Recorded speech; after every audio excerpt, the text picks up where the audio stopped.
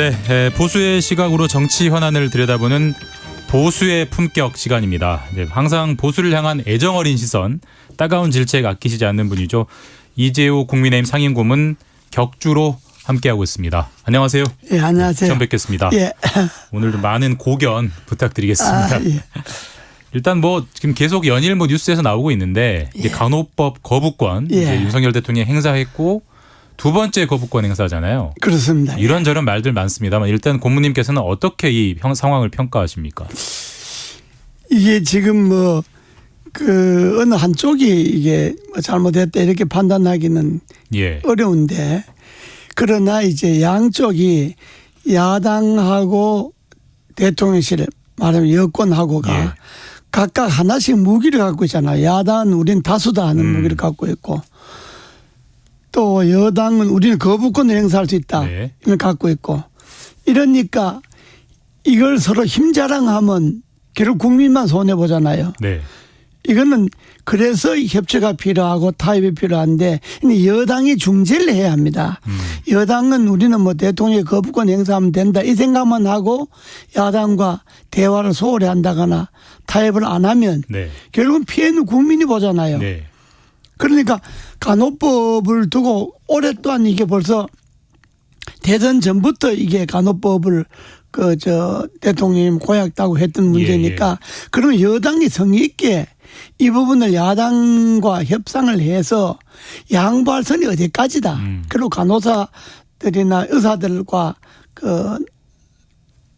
만나서 대화를 해서 당신네들이 어디까지 양보할 수 있느냐. 그러니까 간호사나 의사들에게 양보선을 받아내고, 정치권에서 여권에서 또 정부와 상의해갖고 양보할 수 있는 안을 마련해갖고 그걸 야당과 협상을 하고, 야당도 그러니까 야당은 간호사 편들고 여당 의사 편드는 것처럼 되어버렸잖아요. 이게. 그렇게 돼 있죠 지금. 이게 지금 완전히 편싸움하는 것처럼 됐잖아요. 이렇게 하면 안 되죠. 이렇게 하면 이건 결국 국민이 피해를 보는 거니까 결국 여당이 중재를 해야 합니다. 근데 여당이 이번에도 양곡법 때도 그랬고 이번에도 그렇고 여당이 이제 형식적으로는 거부권을 대통령에게 건의를 하는 거 아니겠습니까? 그렇습니다. 절차는 그렇죠. 근데 이제 중간에 어떤 중재하는 노력은 사실 별로 보이진 못했는데, 그러니까요. 중재를 안 하는 걸까요? 중재를 못 하는 걸까요? 중재를 안 하는 게 아니라 하려고 하는데 못 하는 거였는데, 근데 여권 지도부의 여당 지도부의 이제 능력과 정치력의 문제인데, 정치력의 부족. 이게 속을 혹시 여당 쪽에서 그래 야당 너희들 수만 명 해봐라 우리는 거부권 하면 된다 이걸 믿고 만약에 여당이 협상이나 대화에 속을 한다면 이건 중대한 직무유기죠. 야당 그렇게 수를 믿고 또 야당은 국정에 대한 직접적인 책임은 없으니까 야당은 그렇게 할 수 있다고 봐요. 그러나 그걸 여당에 설득하고 대화해갖고 타협점을 마련하는 게 여당이잖아요. 타협점을 마련하는 게 여당이지. 그냥 야당 한다고 해서 우리는 대통령인데 거부권 건의하면 된다. 이렇게 하면 전국이 안 풀리잖아요. 그러니까 이때 중요한 거는 여당 지도부가 야당과 만나갖고 협상을 마련해야 됩니다. 제가 볼 때는 어려운 점도 아닌 것 같아요. 보니까 간호조무사들이 학력을 고등학교로 고졸로 제한하는 거 그거 없애자는 거고, 또 간호사들이 사회적 봉사 지역사회로 나가는 거 지역사회 봉사 이건 되니까 간호사들이 영외 개업하는 거 단독 개원하는 거 아니냐. 그러니까 영외 그런 걸 개업하는 거 아니냐 이거. 그 두 개가 보니까 정점 같은 건데 그건 저는 얼마든지 협상이 가능하다고 보는데 그렇게 기술적으로 어려운 문제 아닌 것 같은데 속으로는 어떤 문제가 있는지 모르겠지만 우리가 보기에는 그게 큰 문제가 아닌 것 같은데 그건 좀 받아들일 수 있을 것 같은데, 또 간호사들 자기네들 말도 우리도 영외 개업하려고 하는 게 아니다 말은 또 그렇게 하잖아요. 그리고 간호조무사들이 학력을 철폐하자고 하는 건 누가 봐도 그건 납득이 가잖아요. 요즘 세상에 거의 다 대학 나왔는데 고졸만 제한한다는 게 비상식적이죠. 말이 안 되잖아요. 그러니까 우리가 보기에는 협상이 어려울 것 같지도 않는데 결국은 여당의 지도력이 문제고, 그러니까 야당도 우리가 다수니까 우리는 영 안 되면 수로 밀어붙인다 이 생각을 버려야 하고, 여당이나 대통령실에서도 너 멋대로 해봐라 우리는 거부권 하면 된다 이 생각을 버려야 됩니다. 국민을 위해서 여사나 간호사분들도 한 발씩 양보를 하고 여야가 협상을 며칠 밤을 새도 협상해야죠. 몇 번 말해보고 안 되면 그만둬라. 이렇게 하면 안 되잖아요. 네. 그러면 일단 절차적으로는 제2 요구가 왔기 때문에 다시 한번 표결에 붙여서 뭐 부결되는 그런 수순은 갈 수는 있지 않습니까? 그렇게 하면 안 되고요. 네. 그러니까 수순은 그렇게 하죠. 네. 3분의 2가 안 되면 참석에 3분의 2가 안 되면 부결하는 거니까 이대로 가면 뭐 부결하기 쉽사이잖아요. 네. 이 부결되면 지금 간호사들이 뭐 이때까지 보지 못했던 투쟁을 보여주겠다면 이렇게 나가잖아요. 단체 행동을 예고하고 예, 있죠. 그러면 네. 결국 간호사들이 투쟁이라고 하는 건 환자들이 볼모를 잡는 것 아닙니까? 예. 의사나 간호사의 투쟁 환자들을 볼모로 잡는 거니까 이건 안 맞으니까 지금이라도 여야가 머리를 맞대고 수정안을 마련해야 됩니다. 예. 수정안을 마련해 갖고 재의결을 할 때 수정안을 통과를 시켜서 이 문제를 풀어야지 그냥 절차적으로 거부권 냈으니까 재의결을 할 때 3분이 안 되니까 이건 폐기된다. 이렇게 하면 갈등이 심화되는 겁니다. 그러니까 그게 누가 봐도 성숙한 해법이긴 한데 고문이 보시기에 그렇게 될 것 같습니까? 전망이. 뭐 어렵긴 한데 그렇게 해야죠. 그게 정치 아닙니까? 그게 정치력이지 대통령실이고 여당이고 야당이고 간에 자기네들이 갖고 있는 무기 자랑 하지 말고 네. 국민을 위해서 정치가 존재하는 건데 또 간호사나 의사들도 국민을 위해서 자기네들 직업이 있는 건데 이번 기회에 그런 수정안을 여야가 며칠 밤을 새더라도 그러니까 여당, 야당, 간호사, 의사 대표들 사자가 모여갖고 밤샘 토론을 해서 중재안을 만들어서 그걸 수정안을 발의를 해갖고 그걸 통과시켜서 이 사태를 풀어야지 그냥 절차대로 넘어왔으니까 우리는 뭐 재의결해갖고 부결시킨다. 이렇게 하면 그 정치가 없죠.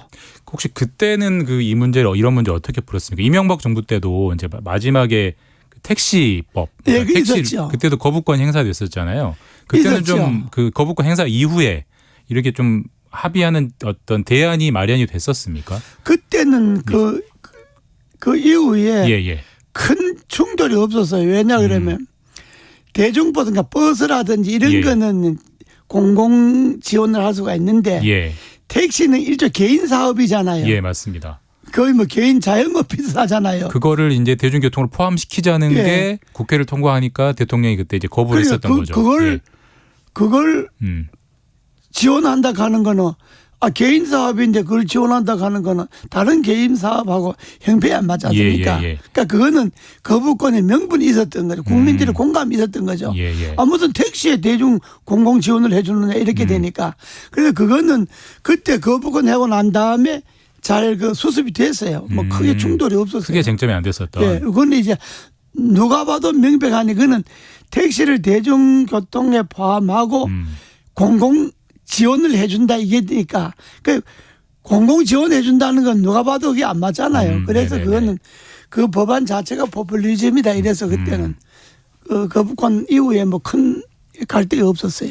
거부권 이슈 관련해서 이거 하나만 더 여쭤보고 넘어가겠습니다. 사실 이제 이번에 두 번째 거부권 행사였는데 예. 사실 이게 두 번째로 끝나겠느냐, 뭐 세 번째, 네 번째, 뭐 방송법, 뭐 노란봉투법, 또 가장 민감한 게 이제 김건희 여사 특검법. 예.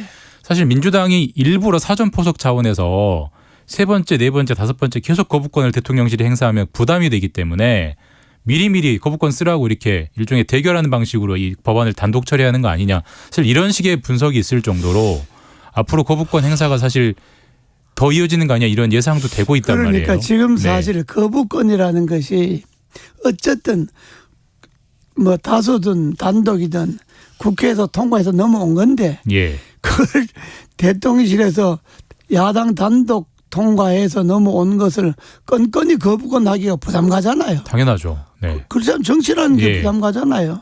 앞으로 또 뭐 지금 말한 노란봉투법이니 방송법이니 뭐 줄줄이 대기하고 예. 있는데 그거는 대통령실에 넘겨서 거부권을 행사하도록 유도할 것이 아니고 여당이 적극적으로 야당과 대화를 해야 됩니다. 여당이 더 큰 숙제를 안게 된 거네요. 그러죠. 아무래도 네. 아무래도 여당이 풀어야죠 갈등은. 그래서 여당이 좀 더 적극적이고 좀 여러 가지 중재안을 갖고 야당과 설득을 해서 하고 또 대통령께서도 야당 지도부를 만나야 됩니다.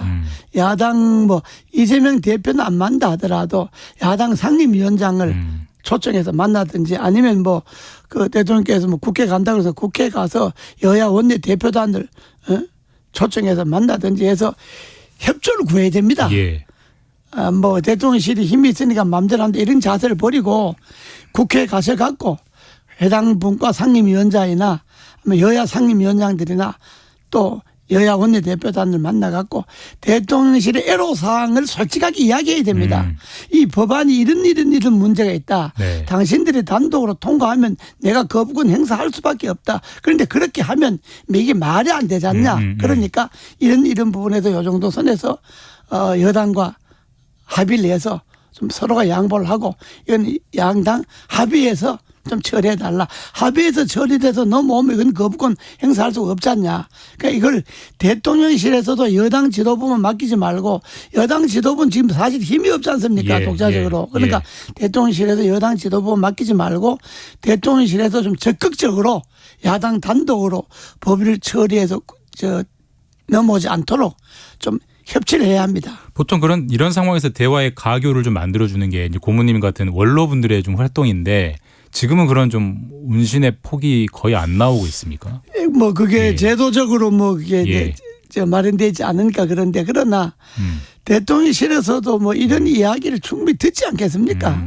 뭐 우리가 뭐 방송에 나와서만 이야기하는 게 아니고 예. 여러 경로를 통해서 대통령 귀에 들어갈 수 있도록 여러 경로를 통해서 이야기도 하고 그러니까 아마 알고 계시겠죠. 꼭 좀 전달이 됐으면 예. 좋겠습니다. 그러니까 좀 적극적으로 행보를 해야 됩니다. 이게 가만히 있다가 야당 단독으로 해서 넘겨오면 거부권 한다. 이건 전제 그야말로 이거는 최악의 정치입니다. 약간 좀 서로 좀 자존심 싸움하는 것 같기도 해요. 예. 이렇게 하면 야당도요. 야당도 지금 1년도 안 남았는데 예. 1년도 안 남으면 지금 해봤자 네. 몇 건이나 더 통과시키겠습니까? 맞습니다. 그러니까 야당도 다수라는 것을 이제 그만 누리고 다수의 네. 말하자면 다수의 횡포를 그만하고 야당도 적극적으로 여당과 좀 대화를 하도록 그래 해야 됩니다. 그런 의견을 꼭 양당이 좀 경청해 예. 줬으면 저도 좋겠습니다. 그리고 조금 이제 주제를 바꿔서 이제 대일 외교 문제, 예. 후쿠시마 이제 오염수 시찰단 문제. 사실 23일에 출발하기 때문에 출발이 열흘도 안 남았습니다. 그런데 시찰단이 사실 이제 가서 뭘 어떻게 어디서 뭘 보고 올 거냐 문제가 아직 정리가 안 됐어요.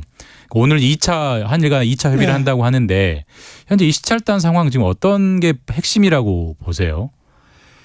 결국 이제 오염수를 확인하는 거잖아요. 결국 눈으로 볼 수 있느냐가 문제인 건데. 그러니까 예. 오염수를 이제 방류를 하면 예. 그게 진짜 오염수가 돌아서 우리 대한민국 해협까지 올 때까지 예. 그게 오염수가 진짜 오염이 되어 있느냐 하는 것을 확인하는 건데 예. 그 눈으로 봐서 모르잖아요. 물론 검사를 해봐야죠. 그 눈으로 네. 봐서 뭐 이렇게 방류하는 예, 걸 예. 시설물 본다든지 뭐 그렇게 해서는 안 되고 예, 예. 그러니까 양국 간에 전문가를 배치해 갖고 방류를 했을 때 실제적으로 그 바닷물을 갖고 예. 분석을 하고 그 과학적으로 이걸 분석을 해서 예. 해야지 그냥 시설만 둘러보고 와서는 안 되는 거고요. 그럼 우리나라 사람들이 납득을 안 받아들이기 하잖아요. 어렵겠죠. 납득 안 네. 하잖아요. 국민 감정이. 예. 이해해서 이미 괜찮다고 이야기를 했는데 이제 못 받아들이니까 계속 문제가 네. 나오는 거 아닙니까? 네, 네. 그런데 우리나라 시찰단이 가서 검사했는데 괜찮다 그럼 그건 우리나라 사람 믿잖아요. 예. 그러니까 이것도 시찰단이라는 것 이름 자체가 사실 시찰이라는 게 보고 살피는 건데 시찰해 갖고는 안 되고 검사를 해야죠. 근데 일본은 사실 그걸 허용하지 않겠다는 스탠스이기 때문에 지금 문제가 복잡한 거거든요. 그러니까 일본이 허용하지 않는다고 하는데 네. 일본이 그걸 허용하지 않으면 지금 한일 양국 간에 좋은 분위기를 지금 만들어가고 있는데 예. 그거 하나 때문에 또 깨질 수가 있잖아요. 그렇죠. 그렇지 않습니까? 네. 대통령께서도 적극적으로 한일 양국 간의 현안을 타결하고 미래로 나가자고 그러는데 계속 이런 문제가 발목을 잡으면 그것도 할 수도 없지 않습니까? 그러니까 이번에 단순 시찰단이 아니라 일본이 좀 이거는 일본이 양보를 해야 됩니다. 이건 우리는 양보할 게 없잖아요. 우리는 네. 오염수라고 하는 것이 일본이 그래서 나오는 건데 우리가 뭐 양보해야 할 게 없어요. 우리는 조사하자고 분석하자는 거니까 일본이 이건 양보를 좀 해서 하나도 의혹이 없디 해드리겠다. 그러니까 한국의 전문가들이 오셔갖고 오염수를 분석을 하든 검사를 하든 뭐든지 하시라. 이렇게 적극적으로 해서 우리나라 시찰단이 가서 오염수의 실체를 검증해서 그 결과를 드러내지 않으면 네. 국민들을 납득하기 어렵죠. 근데 사실 이제 상대가 있는 문제니까 일본이 끝까지 안 해준다고 하면 사실 방법이 없는 거 아닙니까? 끝까지 안 한다면 예. 못 하는 거지만은 뭐 시찰단을 안 보낸 한이 있더라도. 그렇죠. 끝까지 안 한다 그러면 가나마나한 이야기니까 예. 시찰단 못 가는 거죠. 그러나 양국 정상간에 합의해 놓은 거니까 일본에도 부담을 좀 느껴야죠. 그러니까 일본 사람들이 우리가 이해가 안 되는 게 양국 간에 잘 나간다고 해놓고서도 정상 간에 잘 한다 해놓고서도 돌아서서는 예. 맨날 또 독도는 저 따위라 그러고 뭐 강제징용 없다 그러고 맨날 이런 짓 하잖아요. 네네네. 그러니까 이 오염수도 그렇게 하면 안 되고 일본이 자신 있다는 건 자기네들 자신 있다는 것 아닙니까? 예. IAEA도 괜찮다고 그랬으니까 그래 좋다. 100% 개방하겠다. 오염수를 분석을 하든 현장 제도 장비를 점검을 하든 뭐든지 한국이 요구한 대로 해주겠다. 오염수 문제 이렇게 해야 됩니다. 왜냐 그러면 우리가 오염수 문제를 분석해서 우리가 그 일본의 무슨 그걸 기계 장비라든지 여러 가지 방류에 대한 것을 우리가 정보를 얻으려고 하는 게 아니지 않습니까? 예. 우리는 오염수에 대해서 이게 인체에 유해하냐 안 하냐만 확인하면 되지 않습니까? 예. 그러니까 이번 기회에 일본도 너무 생떼 쓰지 말고 이번에는 일본이 한국의 요구를 좀 들어줘야 됩니다. 그러니까 출발 예정일이 23일이기 때문에 한 일주일 정도 남아 있으니까 이제 그 사이에 좀 좁혀서 협의가 되기를 좀 기대해 봐야 될 것 같고, 사실 원전 오염수 문제도 그렇습니다만은 전세 사기, 그 다음에 한전의 적자, 전기요금 인상, 사실 이게 다 이제 문재인 정부 때부터 이어져 온 이슈를 이제 지금 예. 풀고 있는 측면은 분명히 있어요. 근데 어쨌든 최근에 윤석열 대통령 본인이 계속 이제 문재인 정부에 대한 실책을 굉장히 강조해서 하는 발언들을 연이어 나오고 있는데, 그 부분, 그러니까 전 정부 탓하는 그 부분은 어떻게 보십니까? 전 정부 탓은 할 수 있는데 네네. 전 정부 탓이야 실무자들 간에 해보니까 한전 문제 결국은 그건 누가 봐도 전 정부 탓이잖아요. 예. 또 탈원전 때문에 일어나는 이런 여러 가지 문제들이 이게 다 전 정부 문제잖아요. 예. 그러니까 전 정부의 문제가 있는데 네. 현 정부는 전 정부 탓을 할 게 아니고 그걸 해결하는 데 노력을 해야죠. 그리고 그 실무자들이 이야기하는 이야기고 대통령께서 직접 전 정부 탓을 이야기하는 거는 좀 하고 그건 안 하시면 좋겠고, 그러니까 실무자들은 또 정책적으로 풀어가는 여당의 당사자들이라든지 당이라든지 이런 데서는 그렇게 이야기할 수 있는데 지금은 문제 1년 됐지 않습니까? 취임한 지. 이제 전 정부가 잘못한 것을 풀어가야지. 예. 우리는 이렇게 푼다 이 생각에 초점을 둬야지, 푸는데 초점을 안 두고 전 정부를 다 다는데 초점을 두면 이게 일이 안 풀리죠. 그러니까 그런 발언을 굳이 대통령이 그럼 대통령이 할 하실 필요는 없다. 필요는 없죠. 네, 그리고 이제 주제를 이제 그건 민주당 다 아는 이야기니까 이야기 안 해도 다 아는 이야기인데. 그런 의견도 좀 전달이 됐으면 좋겠습니다. 네. 그리고 이제 다음 주제는 주제를 민주당 요즘 복잡한데 속사정으로 좀 이어가 보면, 사실 이제 김남국 의원의 코인 투자 의혹 문제, 사실 이게 오늘 오전에 이제 나온 속보 보니까 민주당이 윤리특위에 제소하기도 해서 이제 뭔가 좀 처리하는 일들은 진행은 되고 있지만, 여전히 민주당 안에서는 김남국 의원에 대해서 지나치게 공격하는 것은 곤란하다, 이런 의견들도 있는 것 같아요. 그거는 그런 부분은 어떻게 평가하세요? 그거는 제가 남의당 이야기를 말하기 좋아서 한다 이렇게 이야기할 수 있지만은 그 민주당 처음부터 잘못한 거예요. 김남국 의원을 탈당하게 하면 안 되고 당 조사위원회에서 김남국 의원에 대해서 제명을 하든지 탈당 권유를 하든지 당에서 징계하는 형태로 해야지. 당이 주도권을 쥐었어야지. 그렇죠. 당이 주도권을 갖고 탈당 권유를 하든지 징계를 하든지 당원권 정지를 하든지 뭔가 민주당이 주체적으로 자기네들의 의원 문제를 자기네들이 해결한다는 것을 해야지.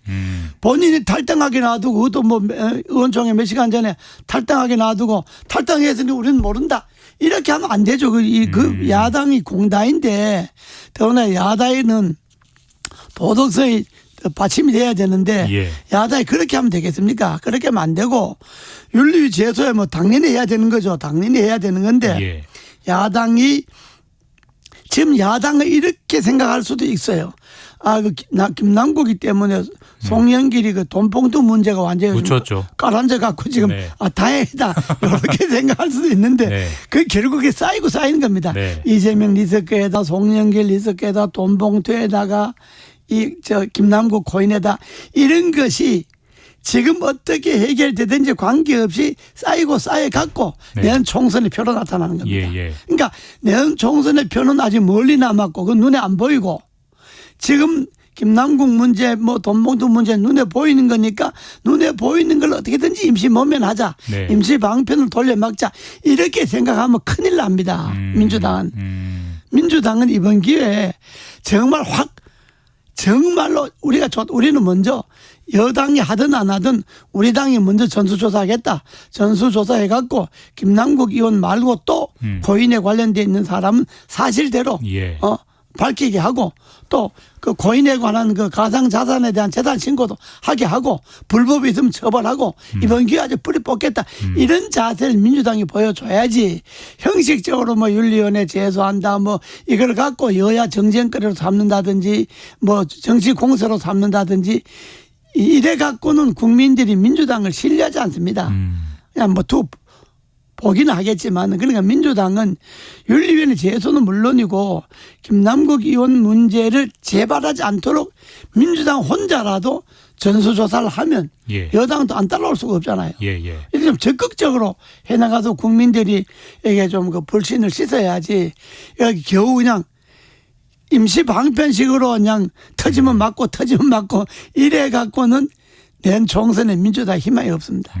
근데 남의 당이라고 하셨지만 굉장히 세게 말씀하시네요. 근데 사실 이거 추가로 좀 하나 여쭤봐야 될 것 같은데 사실 이명박 전 대통령이 예. 최근에 청계천 이제 방문해가지고 뭐 기자들 질문 좀 받았고 예. 그 자리에서 기자들이 지금 윤석열 정부의 외교를 어떻게 평가하느냐라고 물어보니까 좀 조심스러워하시면서도 잘하고 있다, 긍정적으로 본다, 좀 평가를 공정하게 해야 된다 이런 발언을 했어요. 예. 어떤 맥락에서 나온 발언이라고 아니 보십니까? 그거는 예. 전직 대통령이 현 대통령에서 평가를 해달라 그러면 당연히 그렇게 말씀하셔야지. 그러니까 자연스러운 덕담 수준이다. 그렇죠. 본인도 대통령을 하셨는데 현 대통령이 하는 걸 뭐 네. 그걸 잘못한다 그러면 어떻게 해서 다 도와줘라 그러고 잘한 대로 해야지. 저는 그 점에서는요. 문재인 대통령도 그렇게 해야 된다고 봅니다. 문재인 대통령 직전 대통령이잖아요. 네네네. 그러면 현 대통령이 자기 정부에서 해놓은 것도 있고 하니까 오히려 예. 문재인 대통령 같은 경우는 덕담을 하더라도 막 내가 정권을 갖고 있을 때 여러 가지 미흡한 점도 많았고 부담되는 점도 많았으니까 윤석열 대통령께서는 그것까지 포함해서 잘 좀 처리해 줬으면 좋겠다. 지금 소구 많이 하십니다. 이렇게 이거는 전직 대통령의 덕담이잖아요. 그러니까 그 청계천 발언이 무슨 구체적인 복선이 깔린 발언이 아니고 그냥 그렇습니다. 덕담 수준이다. 예. 이걸 무슨 전직 대통령의 정치를 또 하겠습니까? 네. 뭐 출마하겠습니까? 그러니까 현 대통령에 대한 네. 전직 대통령의 덕담을 하는 이 풍토를 만들어 나가야 합니다. 그래서 이명박 대통령이 그날 말씀하신 것도 저도 옆에서 뭐 말씀하시는 거 봤는데 그렇게 하시는 게 옳습니다. 네, 이제 그 해석을 해주시. 비판하는 거는 이제 우리 같은 사람이 이제 네. 그 이제 하는 거고, 그러나 전직 대통령으로서는 현 대통령을 비판하고 하는 거는 썩 보기는 좋지 않습니다. 고모님이 해석을 해주시니까 그 발언의 맥락이 좀 이해가 예. 되긴 하네요. 그리고 이제 내일이 5.18. 예. 그리고 이제 5.18 기념식 때 아직 뭐 공식 발표는 안 났습니다만 윤 대통령이 갈 확률이 이제 높아 보이긴 하는데 당연히 가면 기념사를 하겠죠. 그럼 기념사에 어떤 메시지가 담기는 게 현재 맥락에서 가장 중요하다고 보세요? 5.18 기념식에서.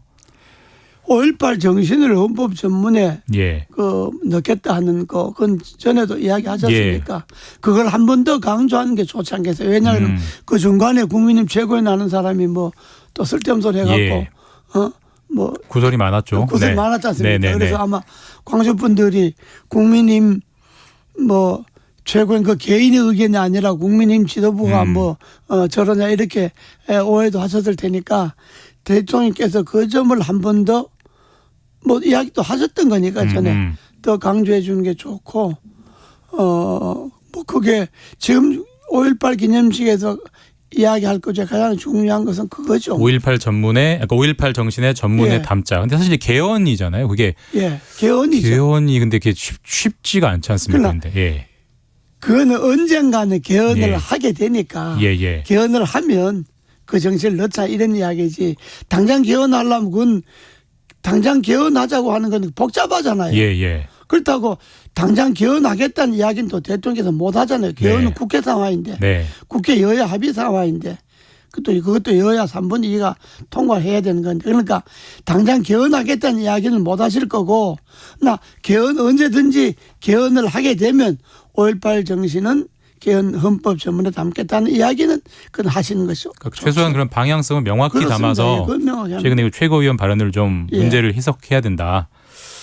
그리고 이 문제 좀 짧게 여쭤보고 끝내면 될 것 같은데 사실 어제 이제 항상 국회에서 나오는 게 이제 고성, 뭐 욕설 이런 건데 뭐 보셨죠 고모님도 예. 이제 장제원 위원장하고 무소속 이제 이성만 의원이 뭐 소위 말해서 한판 세게 붙었는데 사실 근데 장 위원장은 사실 이런 고성 영상에 자주 나오는 분 중에 한 분이긴 해요. 이런 어떻게 좀 불성사나운 모습 좀 야단을 좀 쳐주시죠. 예, 저도 예. 뭐 저 국회 상임위에서 그런 일 많이 있었는데 그건 국회의원이 자기네들이 상임위원회에서 하는 발언은 생중계가 되잖아요. 예. 모든 국민이 다 보잖아요. 네. 일단 위원장이 좀 자제를 해야 되고 장제원 위원장의 성격이 좀 급하기 때문에 예. 그냥 뭐 참지를 못하는데 예. 그 위원장이잖아요. 뭐 위원장 좀 참아야 되고 또 야당 의원들도 야당이라는 것이 뭐 무기처럼 행세해서는 안 되고 그러니까 다 참아야 되네. 그거는 그 더 많이 참아야 될 사람은 위원장이죠. 위원장 사회권을 갖고 있잖아요. 예. 사회권을 갖고 있으니까 좀 야당 의원들이 좀 경우에 어긋나거나 감정을 거스리는 이야기를 한다 하더라도 그냥 자제하고 웃고 넘어가야지. 그거 일일이 싸우기 시작하면 그럼 상임위는 할 필요 없죠. 그냥 밖에 링 만들어 놓고 싸우는 게 낫지. 좀 참아라. 참아야죠. 딴 방법 충분- 없습니다. 이거. 사실 뭐 당연한 얘기긴 합니다만 그게 예. 해답인 것 같긴 합니다. 왜냐 오늘- 그러면 위원장은요. 예. 자기 발언을 하면 잘 안 됩니다. 사회자니까. 예. 네. 위원장은 자기 발언을 줄이고 네. 위원들의 발언을 많이 듣는 자리입니다. 네. 네. 그리고 결론만 내리는 자리지 위원자 일일이 위원하고 싸우려고 그러면 회의 못하죠. 하루 종일 싸워도 볼다 보지. 예, 좀 화가 나시더라도 좀 참아주시길 그렇습니다. 바라겠습니다. 네. 오늘 말씀 여기까지 듣겠습니다. 감사합니다. 지금까지 보수의 품격 이재호 상임위 고문과 함께했습니다. 감사합니다.